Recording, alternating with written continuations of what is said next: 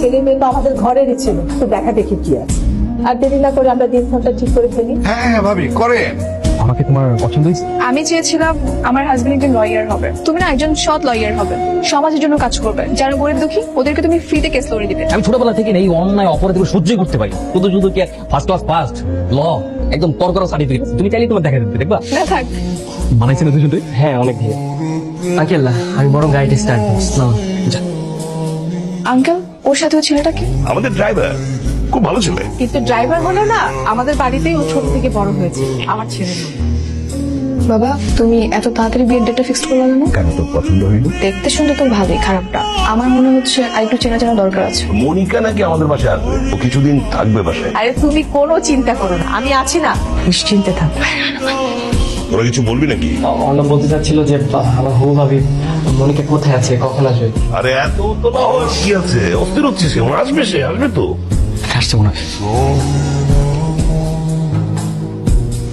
ভালো আছেন? জি জি ভালো ভালো ভালো।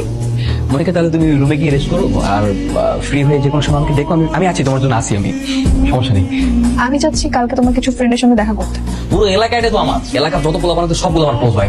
তুমি অ্যারেস্ট ওয়ারেন্ট আছে। কার? মন্ত্রীর ছেলে অসীমের নামে। মেয়েটি নিজেই তার বয়ানে এটা বলেছে। আমার ছেলে এরকম কাজ করতে পারে না। আমার স্যার অসীম কোথায়? আমিও তাই জানতে চাই, আমার ছেলে কোথায়? আমার ছেলে তো 3 দিন ধরে বাড়িতে আসছে না। আমরা সবাই এটা নিয়ে টেনশন করছি, পাগল হয়ে গেছে। আর আমার লোকেরা পুরো শহর খুঁজে বেড়াচ্ছে, কিন্তু পাওয়া যাচ্ছে না। 40 বছরের রাজনৈতিক জীবনে প্রথমবারের মতো আমি কিছুই করতে পারছি না। তোমার সন্দেহের জায়গাটা একদম ঠিক আছে। রাজনীতিবিদ হিসাবে আমি অনেক মিথ্যা বলেছি, কিন্তু এটার সাথে এর কোনো সম্পর্ক নেই। 2 দিন আগে আমাকে মন্ত্রী জানিয়েছিলেন কাউকে কিছু না জানিয়েই আমি যেন ব্যক্তিগতভাবে ওনার ছেলেকে খুঁজে দিই। আনঅফিসিয়ালি বিষয়টা ডিল করছে। স্যার আপনি ওকে এভাবে খুঁজে পাবেন না। কমপ্লেন করতে বলছো, আর তোমরা তখন প্রেস আর মিডিয়াকে তা জানাতে পারো, আর শহরের কোণে কোণে পোস্টার লাগিয়ে দেবে, তাই তো? যাই করো, আমার ছেলেকে চাই। স্যার আপনি জানেন আমি ওকে পেলে কি করতে পারি? কি করতে পারবে? অ্যারেস্ট করতে পারবে, আদালতে নিয়ে যাবে, জেলে নিয়ে যাবে। পুলিশ হিসেবে তুমি তোমার দায়িত্ব পালন করতে পারো, কিন্তু বাবা হিসেবে আমার যা করা দরকার আমি তাই করব।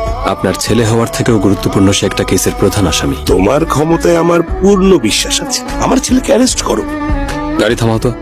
রাজেন্দ্র, কেন মনে হচ্ছে কেসটা প্রায় শেষ? ওকে ধরতে সময় নষ্ট করবো কেন? আপনি পরিসংখ্যান জানেন না স্যার? এটা গত সপ্তাহের একটা রিপোর্ট। গত 1 বছরে দেশে প্রতিদিন গড়ে 93টা কেস স্যার। রাজির মতো 4 জন মেয়ের এসব দেখলে ভয় লাগে স্যার। যদি কিছু মামলারও বিচার হতো, কতজন মেয়ের সাথে ন্যায় হতো স্যার? গ্রাম্য বিচারে কিছুই হয় না। যদি 4